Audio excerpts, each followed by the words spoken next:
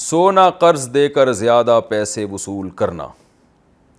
اگر لوگ پیسے کی جگہ سونا قرض دیں اور واپسی میں اس کی قیمت سے زیادہ وصول کریں تو کیا یہ بھی سود شمار ہوگا یا نہیں؟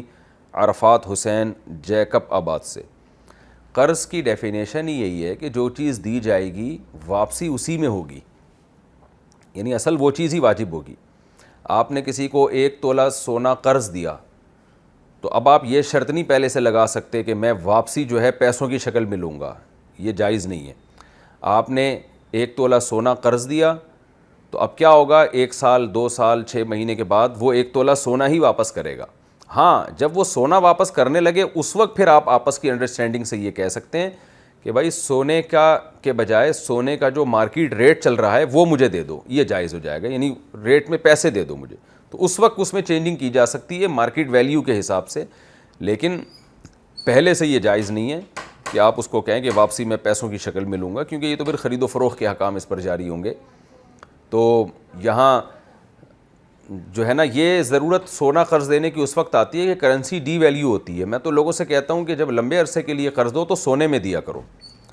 تو اس کا فائدہ یہ ہے کہ اگر وہ قیمت بڑھ گئی سونے کی تو آپ زیادہ پیسے لیں گے، قیمت گھٹ گئی تو کم پیسے لیں گے. تو جب قرض سونے میں دیا ہے تو سونا ہی واپس لینا پڑے گا، لیکن لیتے وقت پھر آپ اس کو چینج کر سکتے ہیں کہ بھئی ٹھیک ہے، اتنے میں نے 1 تولہ سونا دیا تھا تو اب واپسی کا ٹائم آ گیا ہے، تو اب آپ ایسا کریں 1 تولہ سونا کی بجائے آپ چاہیں تو 1 تولہ سونا کی جو ریٹ چل رہے ہیں مارکیٹ میں وہ دے دیں. تو سامنے والے کو اختیار ہے، وہ کہتے ہیں نہیں جی میں تو سونا ہی دوں گا، تو پھر سونا لے لیں. اگر وہ کہتے ہیں چلو ٹھیک ہے میں اس کی قیمت دے دیتا ہوں تو بھی ٹھیک ہے. کریڈٹ کارڈ کے جواز کی شرائط. اگر ہم کریڈٹ کارڈ کی قسطیں باقاعدگی سے ادا کرتے رہیں تو کیا کریڈٹ کارڈ کا استعمال جائز ہوگا؟ طاہر محمد لاہور سے. دیکھیں، کریڈٹ کارڈ میں 2 خرابیاں ہیں. ایک خرابی تو یہی ہے کہ سود دینا پڑتا ہے اس میں آپ، لیکن یہ تو اس کا تو آپ بچت ہو جائے گی آپ کی کہ اگر آپ ٹائم پہ پیمنٹ ادا کر دیں اور سود لگنے سے پہلے ہی پیمنٹ دے دیں تو سود سے تو بچت ہو جائے گی. لیکن ایک دوسری خرابی یہی ہے کہ کریڈٹ کارڈ جب آپ لیتے ہیں تو یہ ایک ایگریمنٹ آپ کا ہوتا ہے کہ اگر میں نے ٹائم پہ پیسے ادا نہیں کیے تو میں سود دوں گا. یہ ایگریمنٹ بھی حرام اور ناجائز ہے، یعنی ایگریمنٹ تو آپ نے کر لیا نا، سودی ایگریمنٹ.